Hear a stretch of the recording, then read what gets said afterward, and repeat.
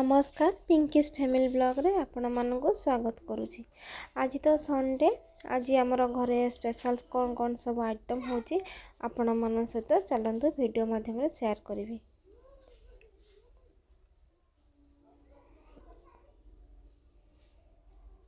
इठी सासू मूला काटुचंती। मूलार एक नुआ रेसिपी आपण मान सब देखाइबी। एपटे बो मते कहले कि चिंगुड़ी शिखुआ को पानी रे किछि समय पाई भिजई रखिया पाई सेति पाई भिजई रखिछि।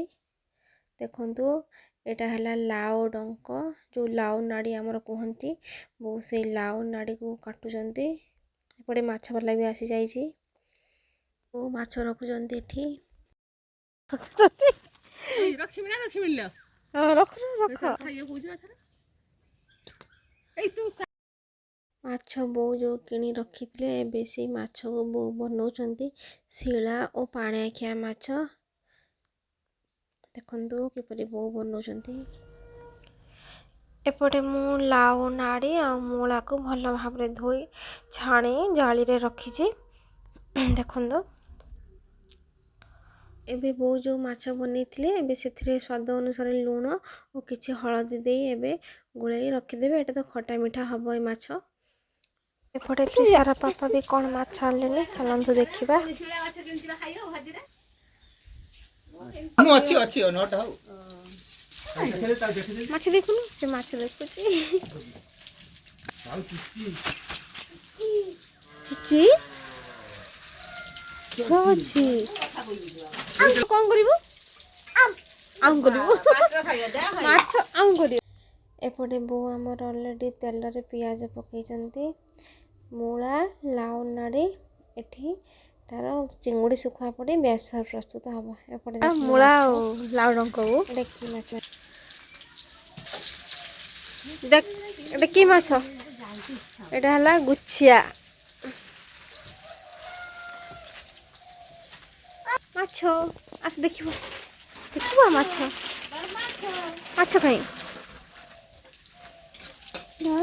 धरिया धरिया एपट साइड रे बहुत तेल देइचंती। तेल रे गोटे पियाज काटी देइचंती।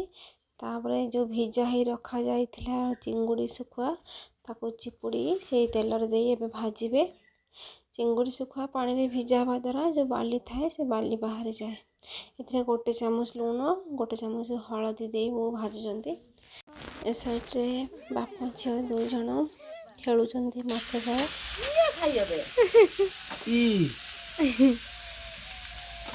यहाँ पर चिंगुड़ी सुखुआ भाजी हो गला परे रखा जाइथिबा मूला लाउ नाड़ी सेथिरे बो एबे देई भाजिबे।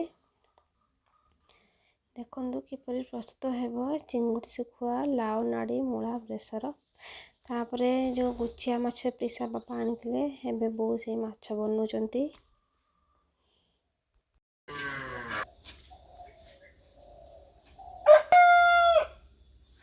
एबे घरणी बाहर कली देखंतु मूलारू किपरि पानी बाहरुची। एबे से पानीटा सुखिबा जाए एको भाजिबा आउ टिके सिझिबो मूलाटा तो सेथि पई एटा आउ थरे घोड़ाई देली जाळ टिके जोर दबा।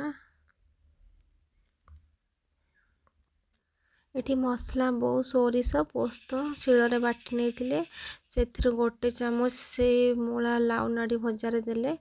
एठी मूला रे पानी जेहेतु सुखी जाइछि एबे लास्ट को लंका गुंड जीरा गुंड दे बो भाजिले होई गला हमर एबे रेडी मूला चिंगुड़ी सुखा लाउ नाड़ी बेसर। ये हमर जो थिला पोस्त आ सोरिष बो शिଳରେ बाटी रखिले जो मसलाटी सेथिरे 2 चामच पानी दे एबे से सोरिष सेथिरु छाणी बाहर कर दउचंती। चलंतु आ गोटे कोन आइटम प्रस्तुत होउची आपनको मु देखौची वीडियो रे। टी कढ़ेईटी तातिला परे बो तेल किछि देई देइचंती। एबे तेलटी से कढ़ेई रे चारि पाखरे लगे देबा। तेलटी तातिला परे बो एबे जो माछ रे लूण हळदी गोळेई रखिथिले एबे सब सेई माछ को एबे भाजिबे। एही परी सब माछ बो एबे धीरे धीरे लेउटौचंती। एबे देखंतु माछ भी हेई आसलानी। ଏବେ ବୋଉ ସେଇ କଢ଼େଇରେ ଆଉ 2 ଚାମଚ ସୋରିଷ ତେଲ ଦେଇଛନ୍ତି। ସେଥିରେ ଗୋଟେ ବଡ଼ ସାଇଜ୍ର ପିଆଜ ବି କାଟି ଦେଇଛନ୍ତି ଆଉ 3ଟି କଞ୍ଚା ଲଙ୍କା ଚିରି ଦେଇଛନ୍ତି। କଞ୍ଚା ଲଙ୍କା ତେଲରେ ଦେବା ଦ୍ୱାରା ଭଲ ବାସ୍ନା ହୋଇଥାଏ ତରକାରୀଟି।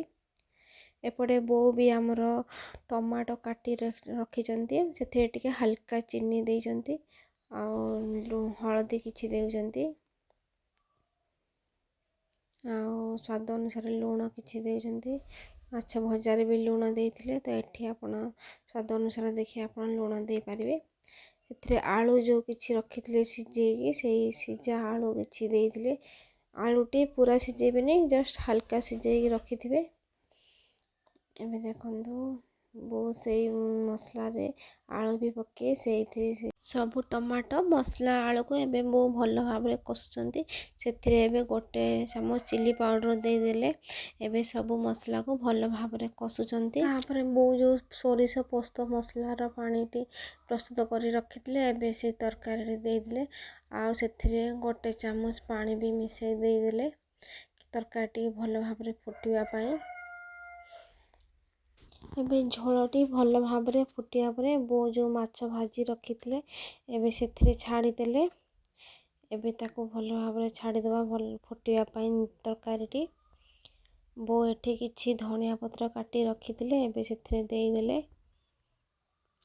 ଏବେ ତରକାରୀଟି ଭଲ ଭାବରେ ଛାଡ଼ିଦେବା ଫୁଟିବା ପାଇଁ। ଆଳୁ ବି ଆମର ଭଲ ଭାବରେ ସିଝି ବି ଆସିଛି।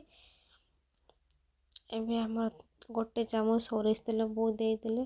ତରକାରୀ ଓହ୍ଲେଇବା 5 ମିନିଟ୍ ପୂର୍ବରୁ ଆପଣ ସୋରିଷ ତେଲ 1 ଚାମଚ ଦେଇଦେବେ ଆଉ ହାଲକା ଟିକେ ଭଜା ଜିରା ଗୁଣ୍ଡ ବୋଉ ଲାଷ୍ଟରେ ଟିକେ ଦେଲେ। ଏବେ ତରକାରୀକୁ ଭଲ ଭାବରେ ଛାଡ଼ିଦେଲେ ଫୁଟିବାକୁ। ଏବେ ପ୍ରସ୍ତୁତ ଆମର ହୋଇଗଲା ଗୁଚ୍ଛା ମାଛ ଆଳୁ ବେସର।